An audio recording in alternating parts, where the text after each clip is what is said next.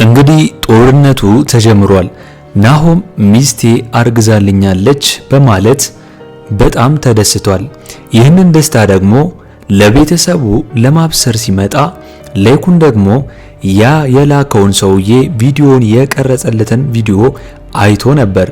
እንኳን እሱ አይቶ ለሚስቱም ለወይዘሮ ዝናሽ አምራን እንደሚያስቧት አይነት ሴት እንዳልሆነች እንግዲህ በቪዲዮ አይተው ተረድቷል ማለት ነው። ያኔ ኤርሚያስ ደግሞ እዛ ክላሱ ስለነበር ይህንን ሲሰማ በጣም ደንግጦ የሚገባበት ቦታ አጥቷል ማለት ነው። አሁን በዚህ ጉዳይ ናሆም ነው የሚጎዳው። ምክንያቱም እስከዛሬ ድረስ አምኗት ስትጫወትበት ስለኖረችና እንዴት አምኛት እሷ ትጎዳኛለች ብሎ የሚበሳጨውና የሚጎዳው እንግዲህ ናሆም ነው ማለት ነው። አሁን ላይ የአምራን ልጅ የማን ልጅ ነው? የናሆም ነው ወይስ ከኤርሚያስ ነው ያረገዘችው? እስኪ እናንተ ሁላችሁም በዚህ ጉዳይ ሐሳብ አስተያየታችሁን ኮሜንት ላይ አስቀምጡልኝ። እንግዲህ አሁን ላይ አምራን እውነቷን ይሁን ውሸት ማርገዟን እየተናገረች ነው ያለችው። ከማን ግን እንዳረገዘች እንግዲህ ለኤርሚያስ ከናሆም እንዳረገዘች ነው እየተናገረች ያለችው።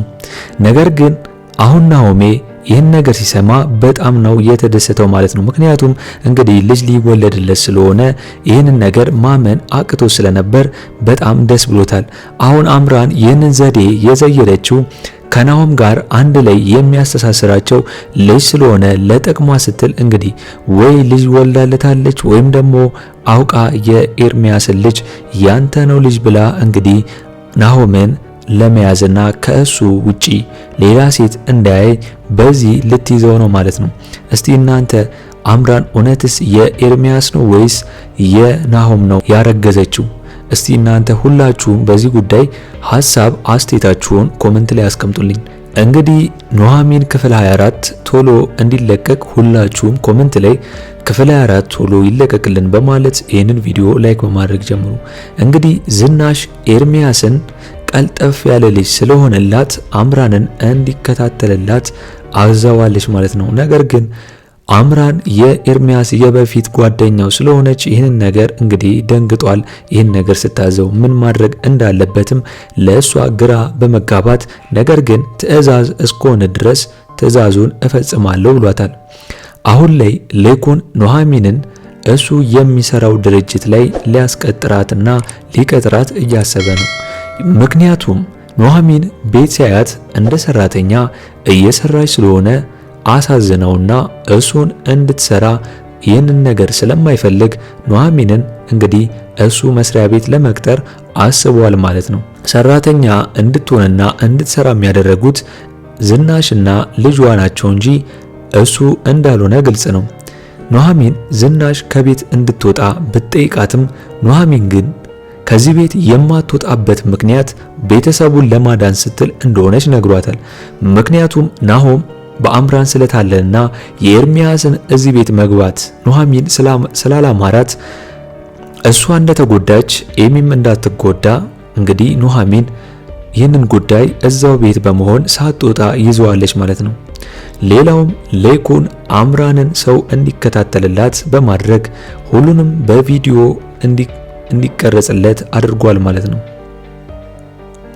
አሁን ላይ አምራን ኤርሚያስን አንድ እንሁን ብለዋለች ማለት ነው። ምክንያቱም ከዚህ በፊት አምራን ኤርሚያስ ከኑሐሚን ጋር ተኝታ ስላየችው በጣም በንዴት ተጣልተውና ተኮራርፎ ነበር።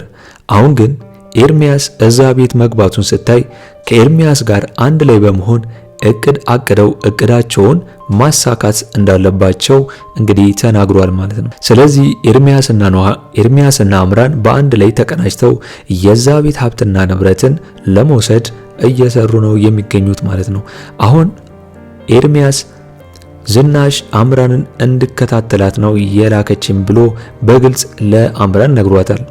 እናም ምን ማለት እንዳለባትና አምራንም ከዚህ በኋላ ምን መስራት እንዳለባቸው በግልጽ እንግዲህ ቁጭ ብለው ተወያይተዋል። ያኔ ነበር ሌኩን የላከው ሰውዬ ቪዲዮ በሙሉ ቀርጾ ለሌኩን የላከለት። ምክንያቱም ሌኩን የልጅቷ ነገር ስላላማረው የሚከታተልለት ሰው በመቅጠር እንግዲህ ቪዲዮ በመቅረጽ ልጅቷ ትክክለኛ አይነት ልጅ እኛ የምንፈልጋት አይነት ልጅ ነች ወይስ አይደለችም የሚለውን እየተከታተለ ቀርጾለት ልኮለታል ማለት ነው። በሌላ በኩል ደግሞ አሁን ላይ ተሰማ የኑሐሚን አባት ተሽሎት መጥቷል። ኑሐሚንም በጣም ነው ደስ ያላት ማለት ነው። ምክንያቱም ለአባቷ ስትል እዚህ ቤት እንደሆነች አይረሳም። ነገር ግን አቶ ተሰማ የኑሐሚንን ስቃይ በማየትና የወይዘሮ ዝናሽ አመሏ በጣም ከባድ ስለሆነ እነሱ ላይ እዚህ ቤት ለቀው ለመውጣትና በኪራይ ለመኖር አስቦ ነበር ማለት ነው። ነገር ግን ኑሐሚን እዚህ ቤት ለትንሽ ጊዜም ቢሆን መቀመጥ እንዳለባት ነግረዋለች። ለምን የሚለውን ባትነግረውም ነገር ግን ዓላማዋን እሷም ለማሳካትና የኤርሚያስን ከባድ ስራ እና የአምራንን ምስኪናውም ላይ ቀርባ ምን ልታደርገው እንዳሰበች ስለምታቅ ይህንን ነገር እስከምታሳይና እስከምታረጋግጥለት ድረስ ቤተሰቡን ለማዳን ስትል እዚህ እንደምትቀመጥ እንግዲህ ተናግራለች። ዝናሽ ኤርሚያስን አምራንን እንዲከታተልላት ልካው ስለነበር ምን እንዳመጣ ስትጠይቀው አምራንን የራሷ የሆነ ቤት እና መኪና እንዳላት ይባስ ብሎ የውሸቱ ውሸት የቤተ ክርስቲያን ሰው ነች ብሎ ይዋሻል። ነገር ግን ዝናሽ ይህንን ነገር ሲነግራት ግራ አጋብቷታል። ምክንያቱም እሷ ካየቻት አንጻር እንደዚህ አይነት ልጅ አትመስልም ብላ መጀመሪያ ለዛ ነበር ኤርሚያስን እንግዲህ ቀልጠፍ ስለሚልና ስታየው አሪፍ ልጅ ስለመሰላት እንግዲህ እንዲከታተልላት ያደረገችው። ነገር ግን እሱ ውሸት ዋሽተዋታል ማለት ነው። አሁን ላይ ኑሐሚን አባቷ ተሰማን ኤርሚያስን ምንም እንደምታውቀው አትምሰል ብለዋለች። ምክንያቱም ኤርሚያስ ምን እንዳደረጋት ሳትነግረው እንደማታውቀው እዚህ ቤት ሁን ብላለች ማለት ነው። ለራሷ ዓላማና እቅድ ይመስለኛል ይህንን ነገር እንደዚህ ያለችው። ሌኩን ያዘዘው ሰውዬ ቪዲዮን በቴሌግራም አሁን ላይ ደግሞ ልኮለታል። አምራን እንዳረገዘችና ከናሆም ውጪ ከሌላ ሰው ጋር ግንኙነት እንዳላት ደርሶበታል። አሁን ከማስረጃም ጭምር ሌኩን በጣም ተናዷል። ምክንያቱም አምራን እንዳስመሰለችና ውሸት ዋሽታ እንግዲህ ከናሆም ጋር ፍቅር እንደጀመረች አሁን ላይ አባትየው ደርሶበታል። ይህንን ነገር ደግሞ ስለማይፈልግ ነበር እዛ ቤት ሰው እንዲከታተላት አምራንን የላከው ማለት ነው። አሁን ላይ አምራን እውነቷን ይሁን ውሸት አይታወቅም። ነገር ግን ለናሆም ማርገዟን ነግሯለች ማለት ነው። ናሆም ደግሞ እንግዲህ እውነት መስሎት ሲሰማ በጣም ነበር ደስ ያለው። ውሸት ይሁን እውነት ሳይረጋገጥ ነገር ግን ልጁ ከኤርሚያስ ይሁን ከናሆም ይህ ነገር ለአምራን ከባድ ነው የሚሆነው። ነገር ግን እሷ ከኤርሚያስም ቢሆን ምንም አትፈራም ከናሆም ነው ብላ እዛ ቤት የመግባት እቅዷን ለማሳካትና ከዛ ቤት እንግዲህ ድርጅቱን ለናሆም ስለሚሰጠው አባትየው ከዛ ድርጅት ላይ ለመካፈልና ለሀብት ለገንዘብ ብላ እንግዲህ ዋሽታለች ማለት ነው። ዝናሽ ኤርሚያስን ትጠይቀው ኤርሚያስ ሌላን ያወራላት፣ ቪዲዮ ያየችው ደግሞ ሌላ ነበር። እንግዲህ አሁን ላይ ዝናሽ ኤርሚያስን ውሸት እንደዋሸና እሱም ትክክለኛ ሰው እንዳልሆነ ይጋለጣል ማለት ነው። ነገር ግን ዝናሽ ይህንን ነገር የምታደርግ አይመስለኝም። ምክንያቱም ልጁን ቀርባው እንግዲህ ከእሱ ጋርም ለመሆን እያሰበች ስለሆነ አሁን ላይ ኤርሚያስን የምታዋርደው አይመስለኝም። ነገር ግን ውሸት እንደሚዋሽና ትክክለኛ ሰው እንዳልሆነ አሁኑኑ ትነቃበታለች ማለት ነው ዝናሽ። እስኪን ደግሞ ናሆም የዚህ ጉዳይ ነገርን ያልሰማው እቤት መጥቷል። ይህንን ነገር ሲነግሩትና ሲሰማ ምን ይውጠው ይሆናል? እንግዲህ ናሆም አምራን ከእሱ ጋር ፍቅረኛ እንደሆነች እንጂ ሌላ ሰው እንደማታቅ ነው የሚያውቀው። ነገር ግን ይህንን ቪዲዮ ሲያይና አሁን ከእሱ ጋር ወይም ከእሷ ጋር ማን ነው ያለው የሚለውን ነገር ናሆሜ ያውቃል ማለት ነው ያያል ማለት ነው።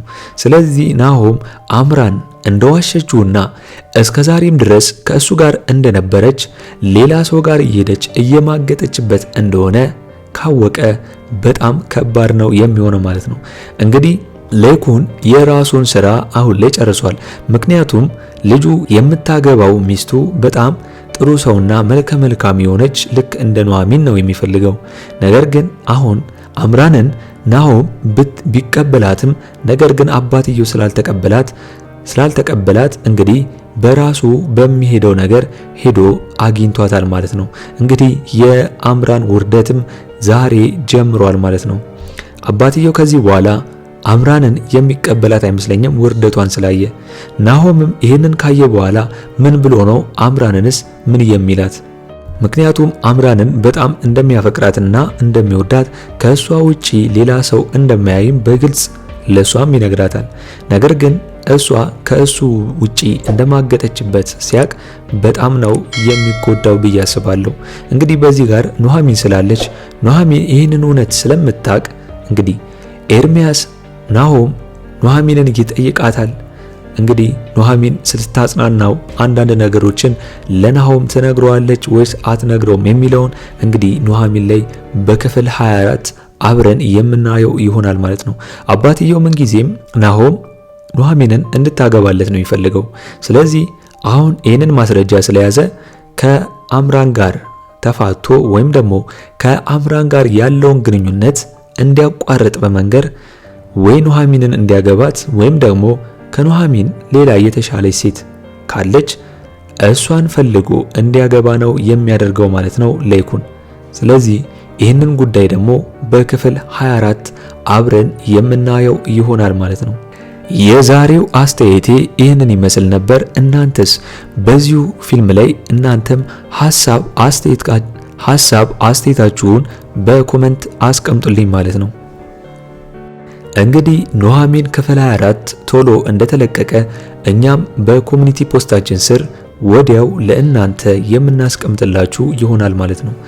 ለአምባር ሚዲያ አዲስ ከሆናችሁና ሰብስክራይብ እስካሁን ያላደረጋችሁ ካላችሁ ሰብስክራይብ በማድረግና የደውል ምልክቱን በመጫን ቤተሰብ እንድትሆኑን በአክብሮት እንጋብዛለን።